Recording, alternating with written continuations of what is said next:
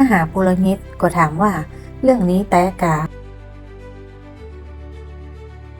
ฝ่ายสเตเวนก็ตอบว่าท่านทั้งหลายพี่น้องและบรรดาท่านผู้อาวุโสขอฟังเตอะพระเจ้าแห่งสง่าราศีได้ปรากฏแก่อับราฮัมบิดาของเฮาเมื่อท่านยังอยู่ในประเทศเมโสโปเตเมียก่อนที่จะไปอาศัยอยู่ในเมืองฮารานและได้อู้กับท่านว่าเจ้าจงออกไปจากประเทศของเจ้าจากญาติพี่น้องของเจ้าไปยังแผ่นดินที่เฮาจะจี้ให้เจ้าหันอับราฮัม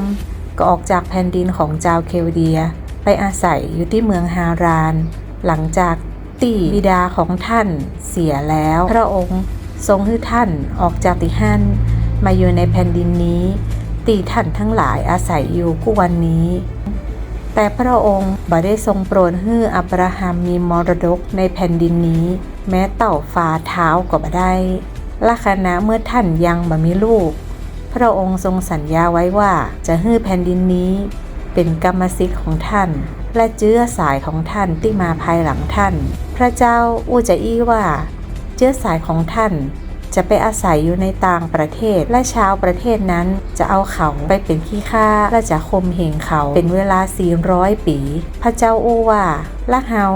จะพิพากษาประเทศที่เขาจะเป็นขี้ข้านั้นและภายหลังเขาจะออกมาและปฏิบัติเฮาณสถานที่นี้พระองค์ได้ทรงตั้งพันธสัญญาพิธีเข้าสุนัตไว้ให้กับอับราฮัมจะอันเมื่ออับราฮัมได้กำเนิดลูกชื่ออิสอัคก็ได้ให้เข้าสุนัตในวันที่8อิสอัคก็ให้กำเนิดลูกชื่อยาโคบและยาโคบก็ให้กำเนิดลูก12 คนซึ่งเป็นบรรพบุรุษของเฮาฝ่ายบรรพบุรุษเหล่านั้นกึดข่อยโยเซฟก็เลยขายท่านไปยังประเทศอียิปต์แต่พระเจ้าทรงสถิตกับโยเซฟทรงโปรดช่วยโยเซฟให้พ้นจากความทุกข์ลำบากตึงมดและทรงให้ท่านไปที่โปรดปรานและมีสติปัญญาในสายพระเนตรของฟาโรห์กษัตริย์ของประเทศอียิปต์ท่านก็เลยตั้งโยเซฟให้เป็นผู้ปกครองประเทศอียิปต์กับทั้งพระราชสำนักของท่านและบังเกิดการกันด้านอาหารทั่วแผ่นดินอียิปต์และแผ่นดินคานาอัน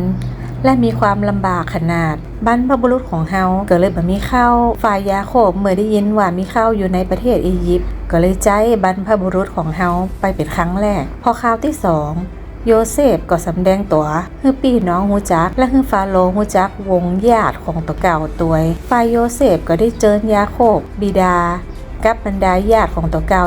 75 คนเพื่อมาหายาโคบได้ลงไปยังประเทศอียิปต์และท่านกับหมู่บรรพบุรุษของเฮาก็ได้สิ้นชีวิตเขาก็ได้นำศพไปฝังไว้ในเมืองเชเคมในอุโมงค์ที่อับราฮัมเอาสตางค์จำนวนหนึ่งซื้อจากลูกชายของฮาโม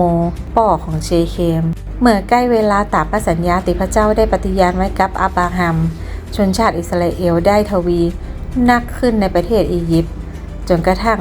กษัตริย์องค์หนึ่งซึ่งบ่ฮู้จักโยเซฟได้ขึ้นเสวยราชกษัตริย์องค์นั้นได้ทรงเอาอุบายยะกับญาติของเฮาข่มเหงบรรพบุรุษของเฮาบังคับให้